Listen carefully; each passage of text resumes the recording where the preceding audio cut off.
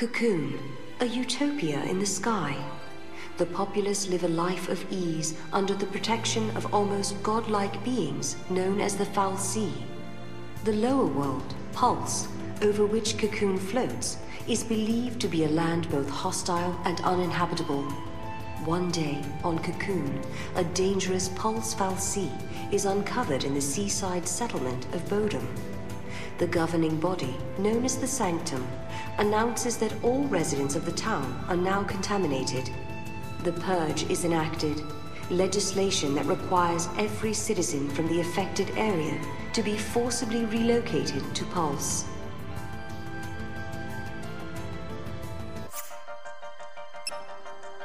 The Purge has begun. A band of young rebels emerges to oppose the army and its attempt to exile innocent civilians to Pulse. Moving through the midst of the confusion is Lightning, a soldier who fights against the Sanctum's forces, along with Saz, a middle-aged man with his own purpose. She makes her way towards the structure where the Pulse fal'Cie was found. In that lower world Vestige, her sister Sarah is being held prisoner. Others also converge on the same location. Snow, Sarah's fiancé, Hope, the teenager who watched his mother perish, and Vanille, a young girl of unknown origin. All those who would play a part in Cocoon's future are unknowingly drawn together.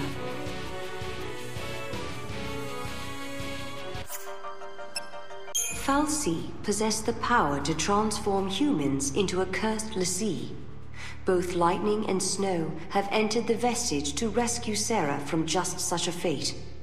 As if guided by an unseen force, the would-be saviors arrive in the deepest part of the structure, along with Saz, Hope, and Vanille. There, the five discover a bewildered Sarah, only to witness her transformation into crystal. Lightning, driven by rage at losing her sister, hurls herself at the Pulse fal'Cie. She is joined in the battle by a determined Saz, who has his own reasons for wanting the fal'Cie destroyed. The battle with the Pulse entity changes the destiny of the five new companions forever. They have become l'Cie, cursed servants of the fal'Cie. All l'Cie are given a focus. Those who complete this focus are turned into crystal. Those who fail, however, are doomed to become mindless monsters. Their master is an enemy of Cocoon. Are they now fated to destroy their own home? As the others sink into depression, only Snow retains a positive outlook. He believes that Sarah's last wish, for them to protect Cocoon, is their true focus. Snow stays behind to protect her crystal, while Lightning and the rest attempt to break through the army's rapidly closing net. Lightning and her companions, now enemies of the state, are pursued by Sanctum forces. The former soldier makes a decision. Rather than be hunted down, she vows to take the fight to Cocoon's capital and slay the fal'Cie in charge of the government. The young boy Hope, drawn by Lightning's strength, chooses to follow her. Saz and Vanille choose another route and flee through the Vile Peaks. Meanwhile, Snow is captured by an army unit under the guidance of a mysterious woman known as Fang. These soldiers are members of the cavalry, a group that professes to be an ally of l'Cie. As part of their journey towards the capital and the Sanctum fal'Cie, Lightning and Hope enter the Gapra Whitewood. The Whitewood serves as an experimental facility for the army, but patrols here are few and infrequent. As they walk, Hope explains his reasons for being there. At Snow's urging, Hope's mother joined the battle at the Hanging Edge and was killed in the fighting. The grief-stricken youth had then chased Snow into the Vestige. Lightning tries to counsel the young man, but Hope's desire to exact revenge on Snow burns brighter than ever. With no place else to go, Saz and Vanille find themselves wandering the Sunleth Waterscape. Saz eventually spills his story to Vanille. He explains that he joined the fight for the sake of his son Dodge, who had been chosen as a l'Cie servant by a Sanctum fal'Cie. Saz thought that if he could defeat an enemy of Cocoon, he might release his son from his focus. After hearing his story, Vanille is consumed with guilt. Both she and Fang are Pulse l'Cie and enemies of Cocoon. Their presence near the Sanctum fal'Cie is the reason Dodge was cursed in the first place. However, she cannot bring herself to tell Saz the truth.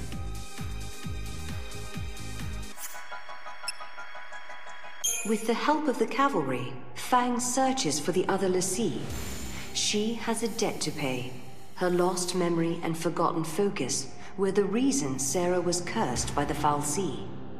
The Gran Pulse native later encounters Lightning in the city of Palampolum and apologizes for Sarah's fate. Lightning's response is a blow to the jaw. Elsewhere, Hope finally gets up the courage to confront Snow. The teenager is consumed with his lust for revenge and attacks the Nora leader.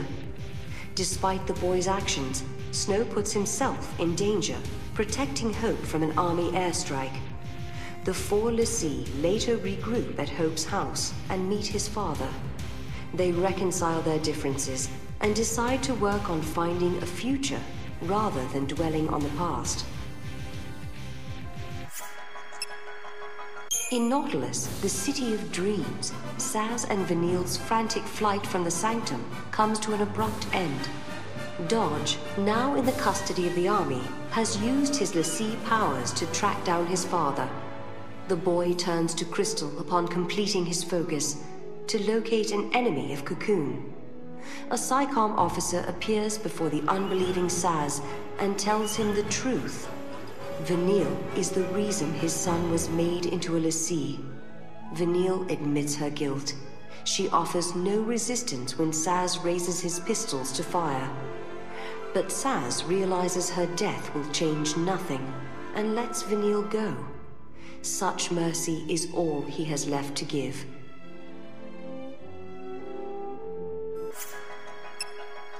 Lightning joins Snow, Hope, and Fang in an assault on the Sanctum flagship.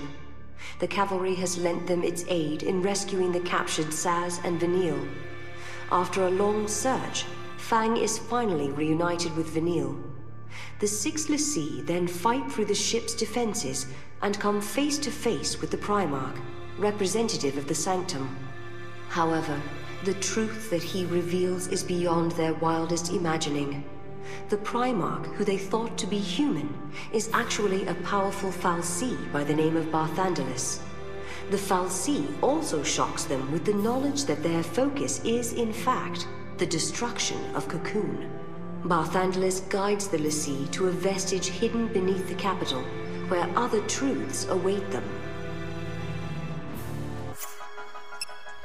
The companions encounter Cid Raines, the commander of the cavalry, in the bowels of the monster-infested Fifth Ark. He explains that should they complete their focus and destroy Cocoon, then countless lives will be lost. This sacrifice is necessary to draw a deity known as the Maker back into the world. Raines then reveals himself as a l'Cie of Barthandelus. The soldiers of the cavalry had been mere puppets of the fal'Cie. Now, however, the commander is acting under his own human will. To prevent Cocoon's destruction, he attacks Lightning and her friends. Although he is ultimately defeated, Raines still turns to Crystal. He shows them how the fate of a l'Cie can be overcome.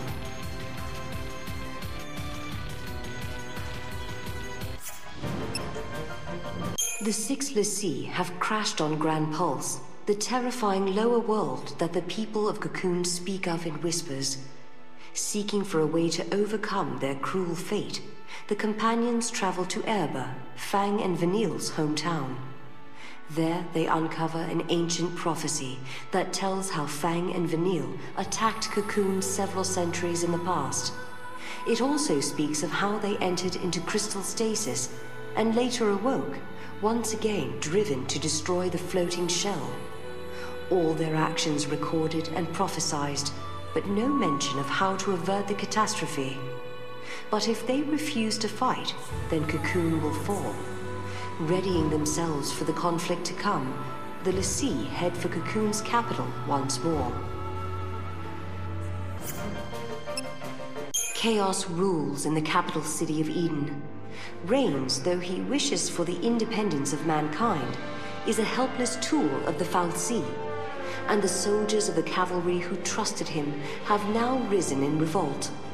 They mean to slay Orphan, the fal'Cie that lies at the center of Eden, unaware that its death would mean the destruction of Cocoon.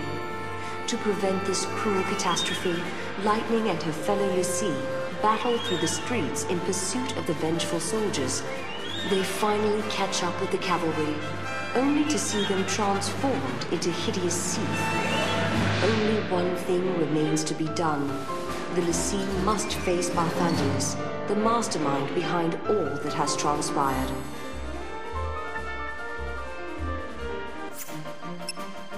Lightning and her companions claim victory over the mighty Barthandelus, but in doing so awaken Orphan, the fal'Cie who keeps Cocoon aloft. Their first battle with Orphan ends in failure, but through the sheer force of their belief, the six rise to fight again. They have the power to make miracles happen, and the strength to change their fate. Awakened to the power within them, the l'Cie achieve the impossible and defeat Orphan. At the moment of the fal'Cie's death, Cocoon begins to plummet towards Gran Pulse. Then a miracle occurs. Fang and Vanille undergo a transformation into a great crystal pillar that halts the fall of Cocoon. As the dust settles, Sarah is freed from her crystal stasis and greeted by Lightning's smiling face. Or so it was meant to be.